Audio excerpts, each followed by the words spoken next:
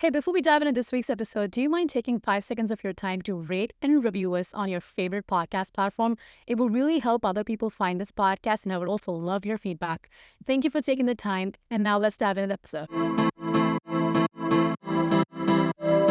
Hello and welcome to the Marketing Women Podcast. I'm your host, Samusha Khandan, and it's great to have you here. Are you looking to move into marketing or want to learn marketing from scratch? We discuss all things marketing, analytics, business, personal branding, and much more in a way any layman can understand. If you're new here, make sure to follow along and get on that email list by visiting anushakhandan.com/email list. Follow at AnushaRK on TikTok, tag us on your stories, would love to see that. And now let's dive in. Welcome back to Season 5 of the Marketing Women Podcast. I'm your host, Anusha Khandan, and I'm so excited to be starting this season with you on episode 26. And I want to take a moment to just say thank you for everyone that has been supportive of this podcast and this journey and my career. To be completely transparent, I have been reflecting a lot on the journey and how I started the Marketing Women Podcast, why I started it. And I think big companies think about this all the time, right? We go back and forth so much every single day that some days it's important to just take a second to look at, hey, this is where we started, this is where we're at, and why are we doing what we're doing? That is how the past couple of weeks have been for me ever since I completed Season 4. Just looking back on how many people I've met through the podcast and the amount of people that have supported me on this journey has just been something that I can't even put into words. So I'm very, very grateful to you because you're listening. And yeah, I'm very excited about Season 5. And I think going forward, I'm not sure if I want to do more seasons. Maybe just want to go with the flow because I think that kind of restricts my creative process. And I'm a very creative person. I like to think I'm a creative person. But this season is going to be all about business and anything that has to do with business. So it's a very broad concept. Me just throwing it out there saying, oh, it's going to be about business. It's like, what exactly, Anusha? What exactly are you going to talk about? I want to start off this season by talking about a very important mindset that I've been discussing with a lot of my friends who are also business owners and that are also working corporate. So you don't have to feel like, oh, if you're working corporate, I can't understand because I'm a business owner, or vice versa, So I have friends that do both.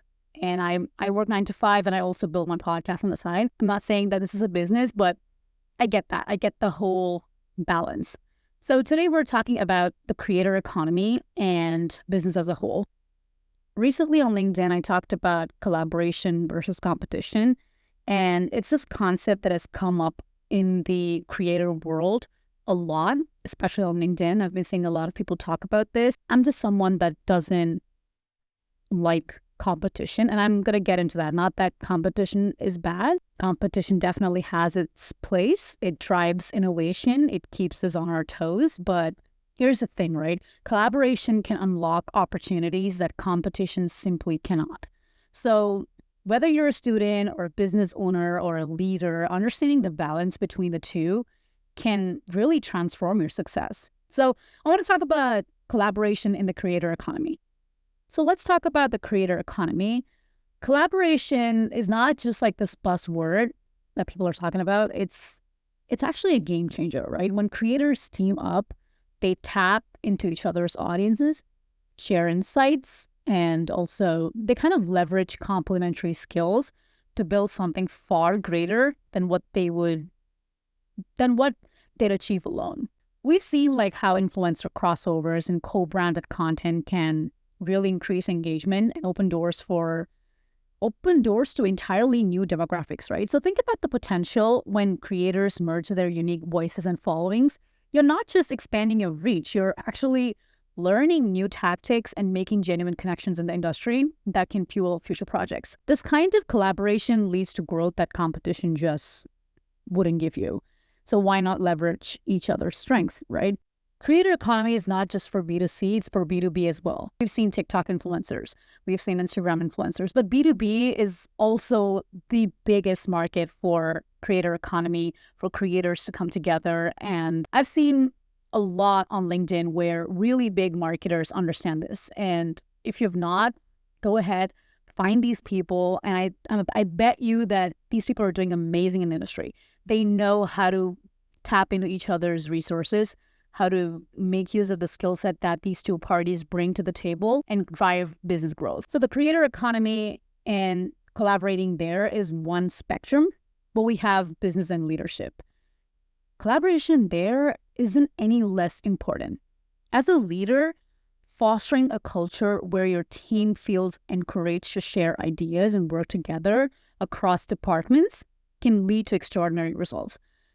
I do not like siloed organizations. I am someone that likes to work in different teams, across different departments with different people, because when different perspectives are pooled, creativity flourishes, is what I believe in.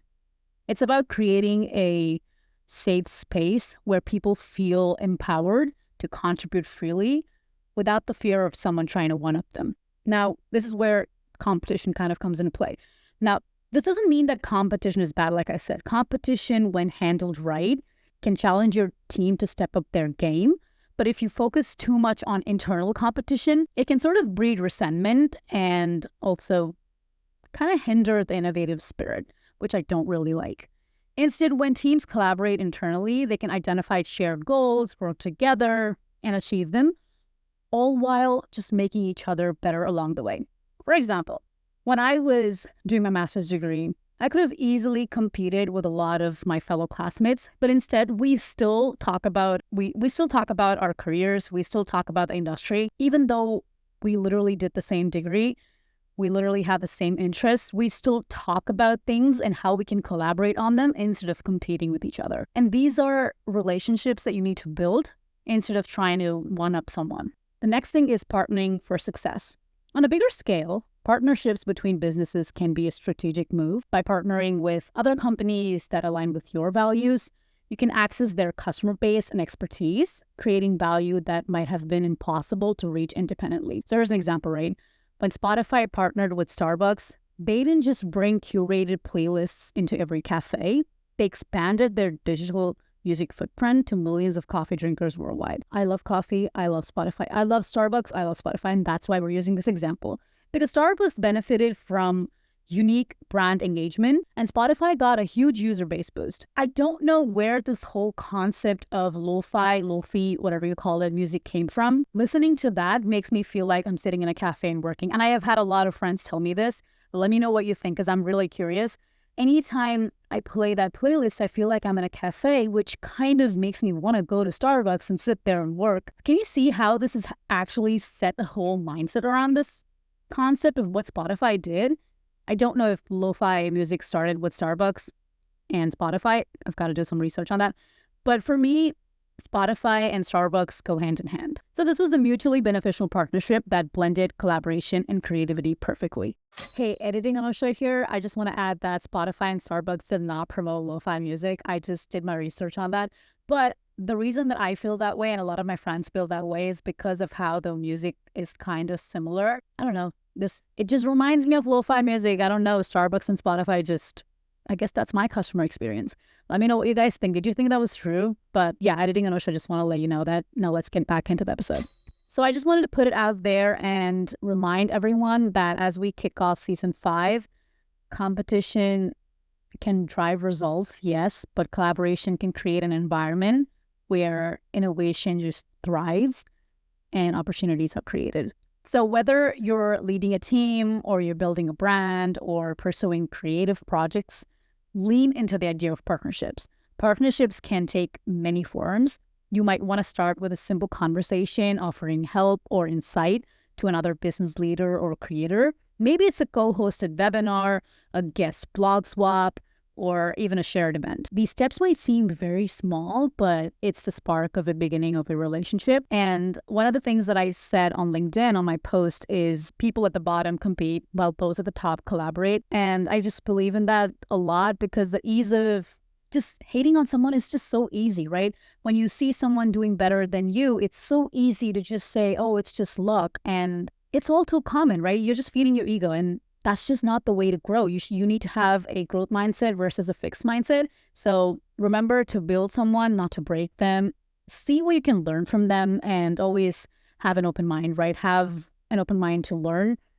Don't feel like you know everything, no matter what role you're in. there's always room for growth. And I just wanted to put it out there because I know that a lot of people are future leaders. I just want to make sure that we're all leaders who encourage people to build and bring ideas to the table than fixating on something that we think is what should work, which might not be the case at all. So stay tuned for more episodes where we'll talk more about business strategies, mindset, and much more. Until then, keep a growth mindset, and I'll see you in the next episode. That's all for today. Hope you found it useful. Please feel free to reach out to me on LinkedIn or email me at anusha@anushakhannan.com. Follow me on LinkedIn to never miss my journey, and I'll see you in the next episode. Peace.